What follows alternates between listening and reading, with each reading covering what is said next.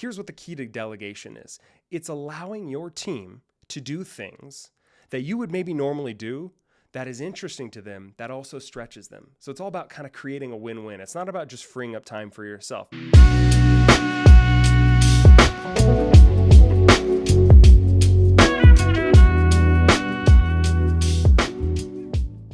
I used to hate delegating. At the beginning of my leadership career, I never delegated anything. I didn't. I did everything myself. I thought, I can do it better myself, and delegation kind of sounds lazy. Like if you're a good leader, you just kind of, do it all and put it all on your shoulders. And that didn't work at all, to be honest with you. So then I thought, okay, I'm going to start delegating a little bit, just the stuff I don't want to do. I'm going to give it to my team, give them the crap work. They'll figure it out, right? And I thought that might work. It didn't. And then I figured out eventually that delegation is actually a golden opportunity to help your team develop, grow in ways they never had to before, because you're giving them work that they normally wouldn't be exposed to. Stuff that would be maybe easy for you could be a challenge for them. So I want to talk about that today. I want to talk about delegation. I want to share with you kind of my journey with being someone who didn't really like delegation to someone who totally embraced it. I want to share some stories with you. I'm going to give you some mistakes to avoid. And then I'm also going to give you some strategies to make sure that you delegate without losing the trust of your team. So as we jump into it, I want to kick things off with a story. So a few years ago, I took over a high net worth banking team. They were essentially the high net worth personal bankers to our super wealthy, mass affluent customers, people that had millions of dollars in the bank. And as you might imagine, those kind of people needed to send money out of their accounts, sometimes multiple times a week, sometimes multiple times a month. And they needed a way to do that without having to come into the physical location. And up until that point, that wasn't an option. Our team didn't do that. There was no guide, procedures, or any way to actually do that. So our clients were getting pissed that they had to come in. So one of my employees reached out to me and said, "Hey, Austin, I think we need to change this." And it was one of my top performing people on the team, the person that I trusted the most when I had, little things that I needed their help on or get their opinion. And Kayla was a rock star and had many, many relationships without the credit union. And so she said, "Hey, Austin, I think we should create a procedure, a routine, a guideline, if you will, on how to send out wires remotely." So this was going to allow our clients to send money remotely from their home without having to go into the branch. And so she came to me with this idea. And at first I thought, I should really own this, right? This is a new procedure. I'm newer to the team. I should really take this on. And then I paused and I thought, is Kayla capable of doing this? And I thought, well, she is the one that came to me with the idea. She already kind of put a stab at it and did a rough draft of what the guideline could look like. Why wouldn't I give it to her? So I decided to let her run with that project. And this was a big deal for her. So she had to meet with lots of different business partners. She had to meet with compliance and legal and our wire room and our branch staff. And she had to make sure everyone was understanding what the guidelines were and also to make sure that we were in compliance. And so she spent a couple of months working on this and she did a fantastic job. She absolutely killed it. I saw her get out of her comfort zone. I saw her create something that our team desperately needed and that our clients really, really wanted. And it ended up being a slam dunk. I mean, it was literally a perfect guideline, a perfect worksheet that kind of walked us through and really set us up for success and growing that team. And then I noticed, just within 6 months later from that, Kayla was tapped on the shoulder for a promotion, making more money, bigger impact, more responsibility. And I don't want to say it's because of that, but I will say, I do think that put her in a great position. And it showed to the people that were going to be hiring her that she was capable of more. And I was tempted in the very beginning to kind of do that myself, right? I told you I wasn't sure if she could handle it, but I took a little risk and gave it to her. And I'm so glad I did, because here's what the key to delegation is. It's allowing your team to do things that you would maybe normally do that is interesting to them, that also stretches them. So it's all about kind of creating a win-win. It's not about just freeing up time for yourself. So I want to jump into it today, and I want to start by kind of just defining what delegation is. What I think delegation is, it's the act of giving specific tasks, projects, or different work to your team. It's not just dumping the shit on them that you don't want to do, but it's really finding an opportunity to get those people out of their comfort zone, to take them from A to B, to get them growth in a way that they normally wouldn't do. And it also, at the same time, allows you to stay high level and focus on the macro instead of the micro. And really, that's what leadership is about, right? It's not about you doing the individual tasks and being the one that has your hands on everything, but it's you guiding, facilitating, right? You're the maestro. They're playing the instruments. You're leading the orchestra, right? So you're not the one playing the instruments, but you're kind of leading the orchestra. You're making sure that every instrument's in tune, that all your teammates are working together. And I really think that's what delegation is. And it's something, like I said, that I haven't always been comfortable with. But I want to tell you why I think delegation matters, why I started to realize why it's so important. So I think the setup here is that most people think delegation is probably important. Like, I'm sure you've heard that before, right? You've heard delegation, you got to delegate stuff. You can't do it all. And I think that's where most people kind of stop, is just right there, right? And they think, okay, delegation's important. I should probably do it. And let me try to remember to do it this week. But I think there's some bigger things at stake here. So a couple of reasons why I think delegation really, really matters. So the first one is you can't really set the vision and lead the team while you're doing it all. So if you're in the shit, right? If you're the one who's doing the work day in and day out, how could you lead? How could you have the right perspective if your head's down and you're working on the day-to-day minutia, right? You have to be a little bit removed. And you have to have enough bandwidth so that you can set the vision, so that you can spot problems ahead before they come, right? If your head's down, if you're too in the weeds, you're not going to be able to do that. I think another reason why it really matters is it gives the team an opportunity to step up and grow. So this was a really big thing for me. I truly believe your greatest calling, your highest value as a leader is developing your team. And if you're not finding ways to grow and develop your team by delegating tasks, I think you're missing out, because there are tasks right now that would be exciting for them, that would be cool for them, that would be something that they would be loving to do, but they just don't normally get the exposure to those kind of things. So why would you deprive them of that? I think another reason why it really matters is it's the only sustainable way to make it into a senior leadership role. So I was lucky enough to become a director by the age of 29, and there is no way in hell I could have done that by doing it all. In fact, I can guarantee you I would not have gotten to that step had I tried to do it all myself. I had to get good people around me to do the stuff that I couldn't do, or do the stuff that I needed them to focus on so I could focus on the other stuff. And so if you're the kind of person that wants to move into a senior leadership role, if that's really your goal, your desire, you're gonna have to get comfortable with delegation, and you're gonna have to stop looking at something as a wish list and as something that you have to do in order to be successful. I think the last reason why delegation really matters is it tests your ability to influence. So if I delegate something to someone, can I influence them to get the outcome that I'm looking for? Can I set the expectations in the front? Can I follow up to make sure that happens? And I think it really shows your influence. You're getting people to do things that are out of their comfort zone, that are going to be helpful for the team, that are also helping you out as well. So those are a couple of reasons why I think delegation really matters. I want to transition slightly, and I want to talk about mistakes. So it's easy to make some big mistakes with delegation, right? You can delegate too much and you can cause some issues. You can delegate too little and cause some issues. You can delegate things the wrong way and piss people off. And so I kind of want to break down for you a few different mistakes that I would absolutely try to avoid. And I've made these mistakes, and they're painful, so trust me on this one.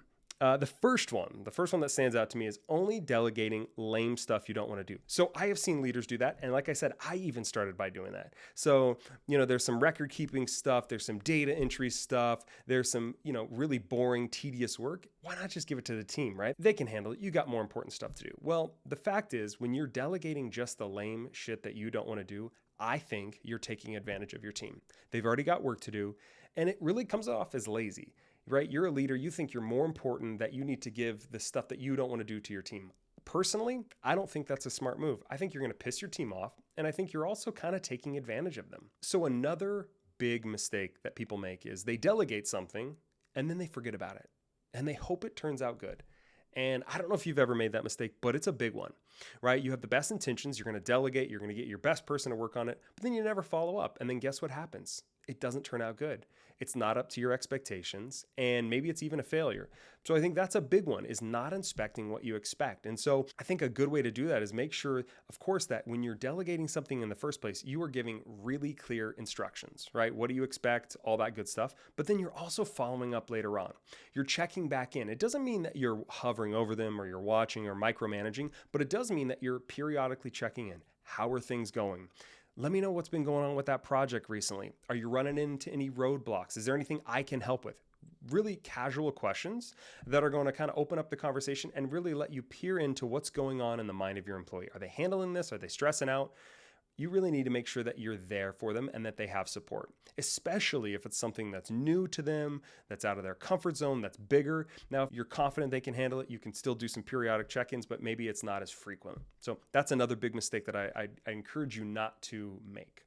So I want to move on to what I think is the last mistake, and it's either delegating too much or it's delegating too little. So if you delegate too much, you run the risk of pissing off your team, right? Or messing up important work that you really shouldn't have delegated. You can also run the risk of delegating too little. And what happens with that, right? Burnout for you, slowed progress. And so here are a couple of signs of each. Here are 3 signs that show you you're not delegating enough. And I have 3 signs for you that are going to show you that you're delegating maybe too much. So let's start with too much.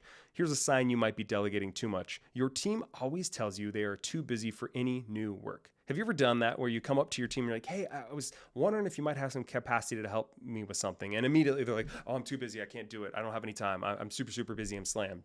And you're like, I don't know if that's true. And a lot of times that might be your employee just automatically responding with no, because they know you're just going to be dumping some shit on their plate that they don't really have time for, or that's not really valuable.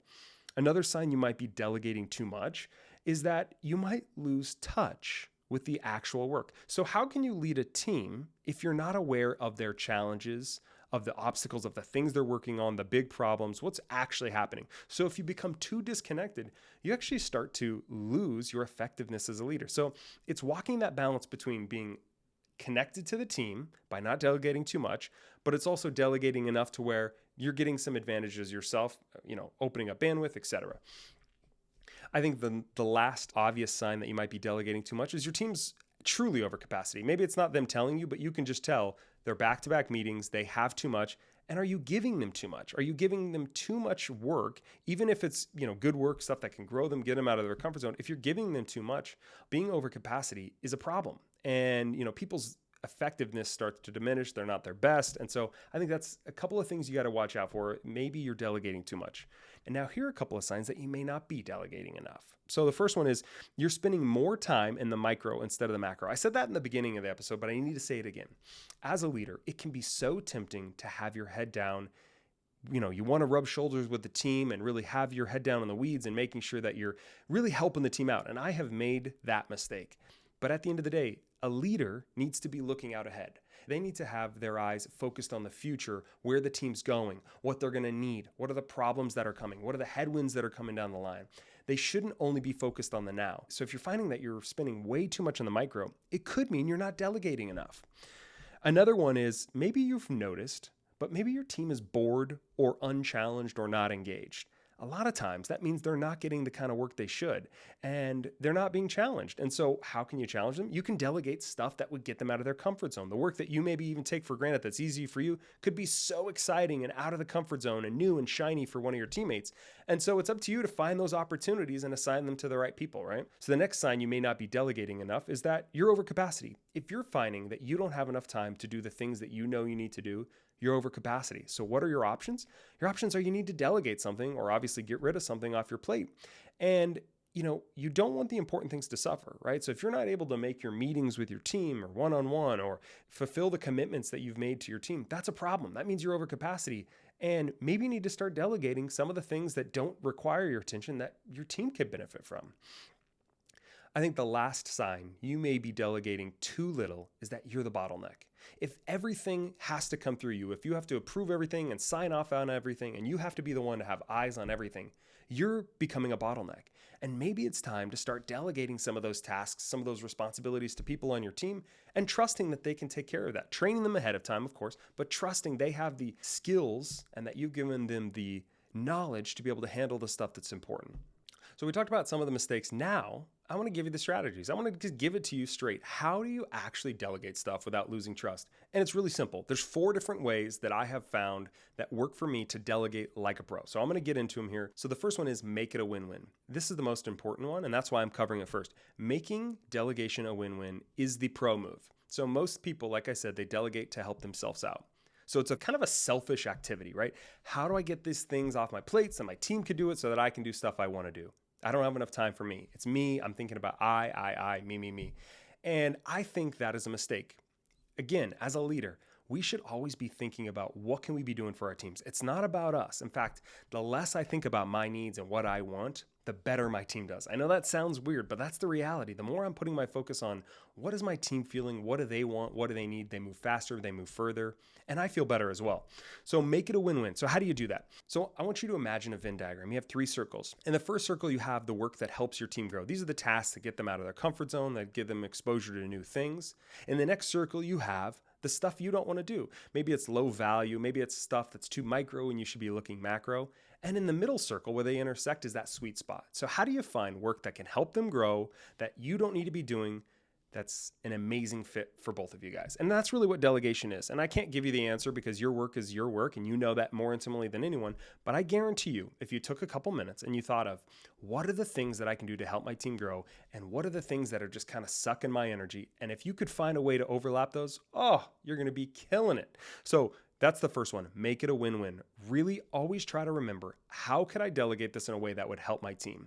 And sometimes it's not always obvious. Sometimes you have to connect the work that you're asking them to do to what they want to do long-term. And that takes some practice, right? You might need to think about, well, how does them doing this data entry project help them get to their long-term goal? And it may not be obvious at first, but maybe you have to start to realize, well, eventually they want to be, in a program manager role. And in order to do that, they have to have a clear understanding of data management and data collection and all that good stuff. And so maybe this would be a great little, way for them to dip their toe into that and get some exposure. And so that's how I'd probably frame it to them when I was introducing that work. The next one is golden rule. So I want you to put yourself in your employee's shoes. Would you want this work delegated to you? If the answer is no, I would strongly suggest that maybe you don't delegate that to them. Put yourself in their shoes, right? Would you want to have this delegated? If not, don't do it. I think that's a big one for leaders, is if they just took one extra second and thought, is this the best thing for my employee? How are they going to feel if I delegate this project to them? And if you feel like it's not going to go well, you need to listen to that intuition, because at the end of the day, the golden rule is everything, right? We all know the golden rule: treat others the way you want to be treated. Do things to your team that you would want them to do to you, or you'd want your boss to do to you. Pretty simple. The next one, and I touched on it briefly, is setting clear expectations and ensuring they fully understand the scope of work. So it's not enough to just say, hey, could you handle this for me, Jessica? Hey, Tony, can you work on that project for me? That's not enough. You can't just ask people to do stuff like that. You have to make sure they fully understand your expectations. Because remember, as a leader, everything they do, every output your team has, is a direct reflection on you. So are you proud of that reflection? Do you feel like you would want the CEO of the company to see what your team is doing? If the answer is no, you haven't done a good job setting expectations or really making sure they understand the scope of work. So that's something I'd really, really stress that you do, is take an extra couple minutes. I don't care if it's 5-10 minutes as you introduce something you're going to delegate to your team. Make sure that they understand. So check for understanding, like ask questions. What would you do if this happened? How would you get help if you needed it? When do you think you're going to be able to have this done? Do you see any potential struggles with getting this done in the time frame we talked about? Literally making sure they understand the scope of work and that they are confident in it. And that has really, really helped me in the past, just making sure that they understand what's expected of them. And then when it comes time to look at the finished project, the finished task, we both know we're going to be in a good spot because I've asked someone that I trust to do it. I told them what I expect. I checked in with them. I followed up with them. Boom, we're ready to go. We're made in the shade. Okay, those are the 3 big ones. I want to give you the bonus. And this is how much I like you. I'm giving you a bonus one. Here's a bonus strategy to make sure that you are delegating like a pro. The key is recognize and praise the efforts of the people that are doing the work for you. So I've said this before, recognition is the superpower, right? If you want somebody to do more of something, you recognize that behavior. So if I delegate something to someone and nobody knows about it and they don't get any credit for it and it just kind of dies, how do you think that's going to make them feel? Do you think they're going to want to take on other stuff from me in the future? Or are they going to maybe fight that with resistance because what's in it for me, right? I think at the end of the day, recognition is the key. So if I do delegate something to someone, I want to recognize the shit out of them. I want to praise them in team calls. I want to send them some recognition awards, some emails. I want to let them leave early. I want to buy them a coffee. I don't care what it is. Find some way to recognize the teammate who's doing something that you delegated to them. They're going to feel amazing. They're going to want to do more of that work for you. They're going to do better work. You're going to feel good. It's just a win-win all around. So those are the big ways that I would make sure that I was delegating work to my team in order to have it received well and make sure that it's a success overall. So I want to transition slightly. I don't know if you've ever run into this situation where you're kind of torn whether or not you should delegate something. You're like, part of you is like, this kind of sounds like something I could delegate, but then the other part of you is like, maybe I should just do it.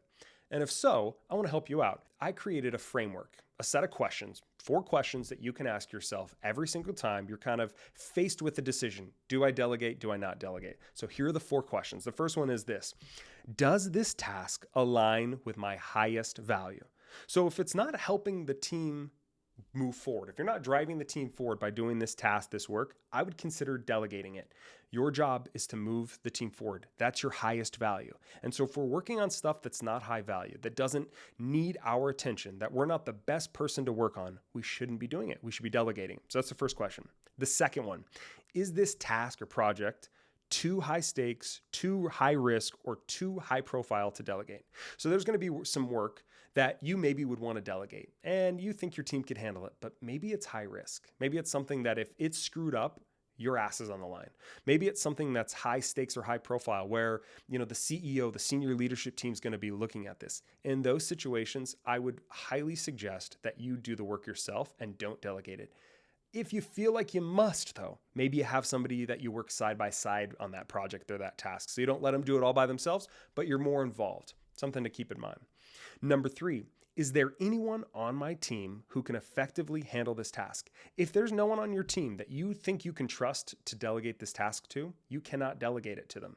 And by the way, if that's the case, that might be a red flag that you haven't invested enough time into training and development of your team. You need to make sure that they're capable of handling those things. So that's a little tip for you there. If you're finding like, hey, there's no one I can delegate it to, that's a problem. The last one, super important. Does this task give someone on my team an opportunity to grow?